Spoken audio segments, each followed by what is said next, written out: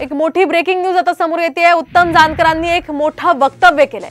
निकालाच्या दिवशी जेल फोडून धैर्यशील मोहितेंची विजय मिरवणूक काढणार असं मोठं वक्तव्य उत्तम जानकरांनी केलंय। राजकीय द्वेषातून मोहितेंवर कलम 302 अंतर्गत गुन्हा दाखल करण्याचं हे काम सुरू असल्याचा मोठा दावा सुद्धा उत्तम जानकरांनी केलाय। त्यांच्या याच वक्तव्यानं सध्या राजकीय वर्तुळात एकच खळबळ माजली आहे। आपण पाहतोय गेल्या काही दिवसांपासून उत्तम जानकर हे नाराज होते आणि आता त्यांनी शरद पवार गटाला पाठिंबा दर्शवलेला आहे। याच पार्श्वभूमीवर त्यांनी एक मोठं विधान केलंय। त्यावेळेला मोहिते पाटील कोणत्याही किमतीवर थांबत नाहीत म्हटल्यानंतर जयंत पाटील साहेब गेल्या 8 दिवसापासून 302 ची लेखणी धैर्यशील भैयाच्या विरोधामध्ये चालू आहे।